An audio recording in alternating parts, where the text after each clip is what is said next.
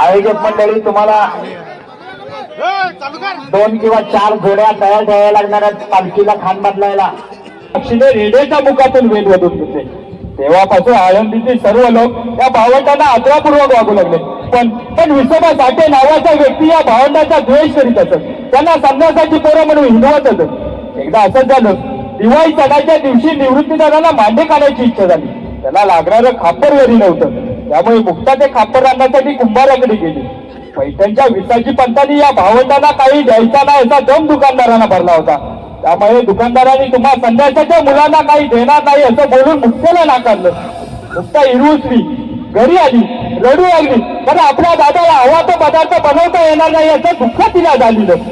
तिचा पडलेला चेहरा पाहून ज्ञानेश्वरांनी विचारलं, का काय झालं मुक्ते?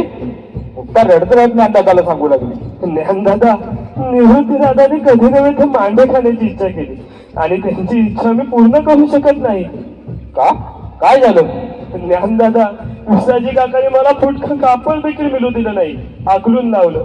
भिकाऱ्यांना कसले मांडे खायच्या डोळे म्हणून अपमान केला.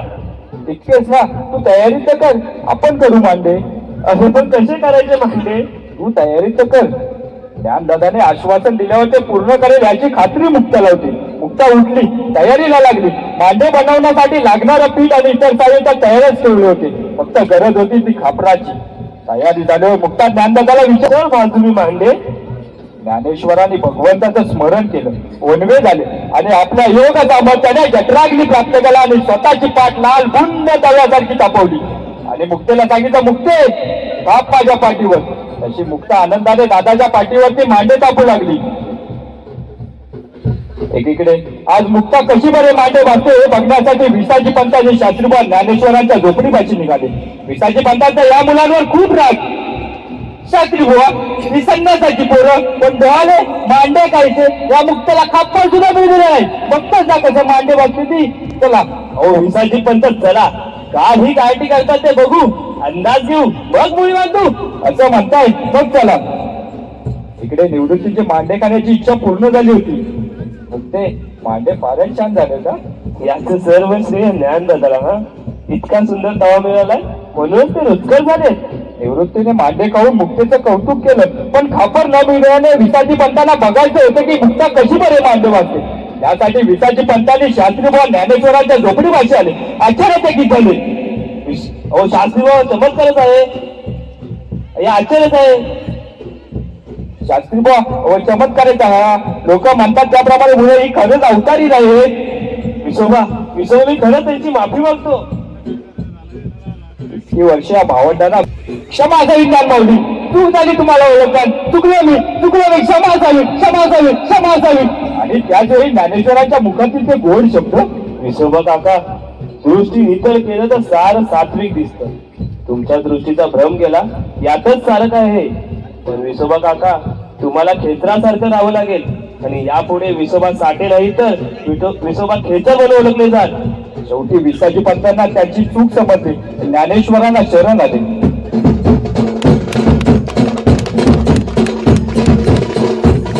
प्रेक्षकांवर तुम्हाला जर हा पौराणिक देखावा आवडला असेल तर कृपया जोरदार टाळ्या वाजवायच्या.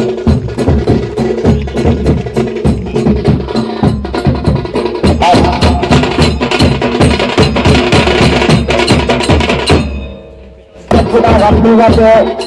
भैरव केदार मानवी चंद्रिका देवस्थानच्या या पालखीला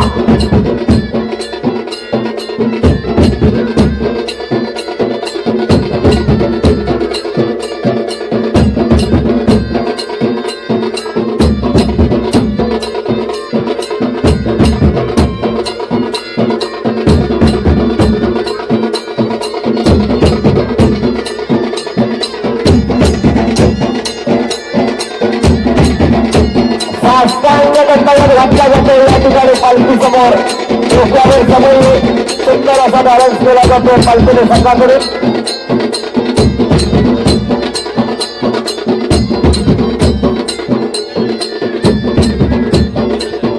आर्थिक केली जाते. कोकण गावच्या ग्रामदेवतेची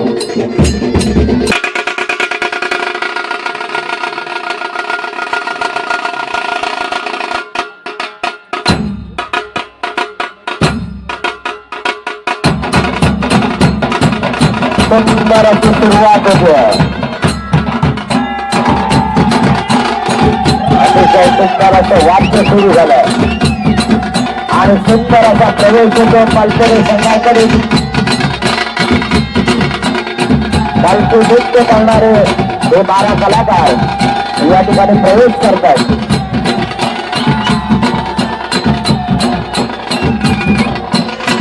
वयोवृद्ध सनई वादक या ठिकाणी सुंदर असे सनई मधून सूर ऐकायला मिळतात.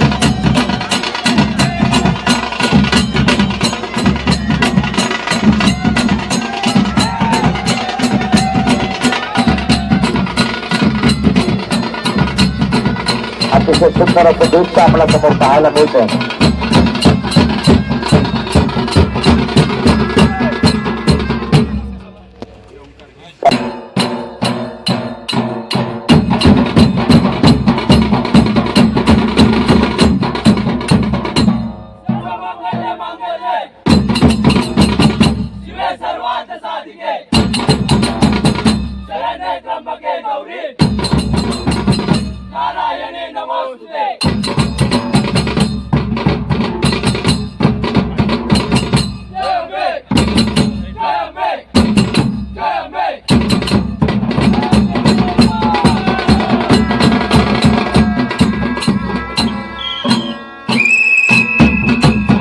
या ठिकाणी वेळ चालू झाली पालखी संघाची.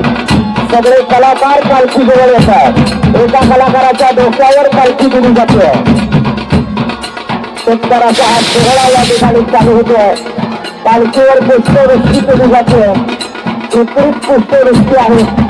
पुन्हा एकदा एकावर एक दुसरा कलाकार आणि पहिला नमस्कार केला जातो उघडे गावचे ग्रामदैवत भैरी केदार मानाई चंडिका या देवतांच्या चरणावर.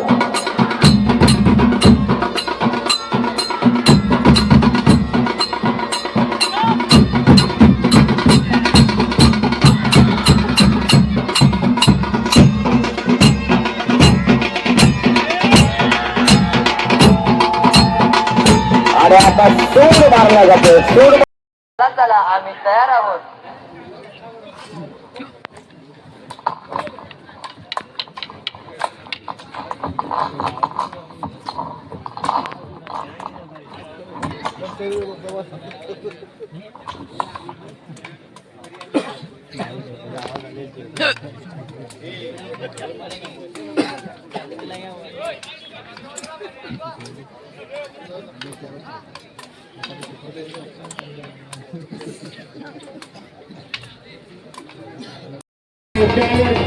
समय आणि पहिला नमस्कार केला जातोय उघडे गावचं ग्रामदैवत भैरी केदार मानाई चंडिकाच्या चरणावर.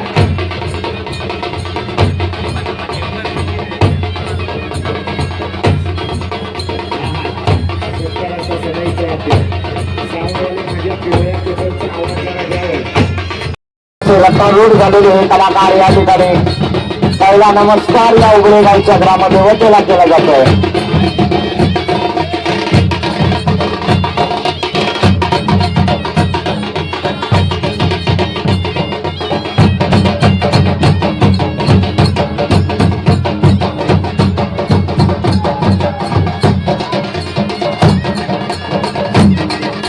आणि आता या ठिकाणी सूर मारला जातोय. सुराने या कार्यक्रमाचा शुभारंभ होतोय.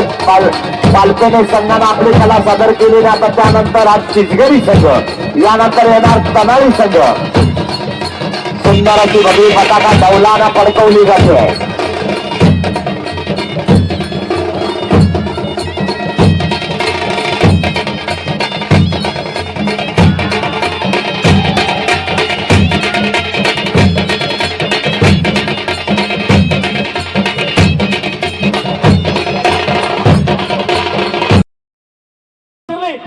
घरात उजाड दिसला. दबावल्यावर दारा बुडवली. दार टोटवलं. दार उघडलं गेलं. दारात उभा होता ऐन तिसीचा एक हिंदू युवक. माझी अब्रोट होता बेटा त्यांचा. हा युवक मला निश्चिंत हात घे, घर तुझंच आहे.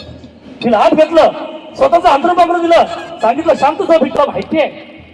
ज्या घरात शिवाजी महाराजांचा फोटो आहे त्या घरात कुणाच्याही अब्रूला धोका नाहीये. गेल्या 350 वर्षानंतरही माझ्या राजांबद्दल जनमानसामध्ये जी प्रतिमा आहे ही प्रतिभा आहे.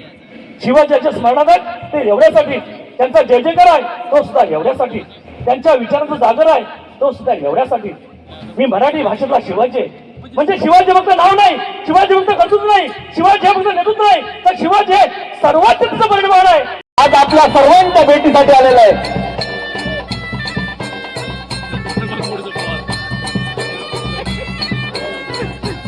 ऋषींच्या शापामुळे हा महाकाय असा मूषक पृथ्वीवर भटकत असतो.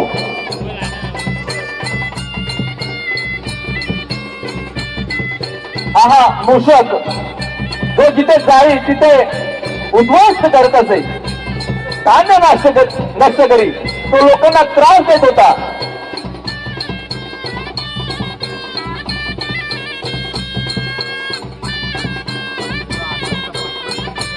पृथ्वीवरती मनुष्य त्याला वैतागले होते, कंटाळले होते त्याच्या त्रासाला.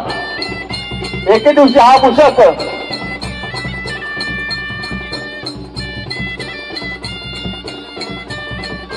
एक ऋषीमुनी तपस्याला बसले होते, त्यांच्या आश्रमाजवळ गेला.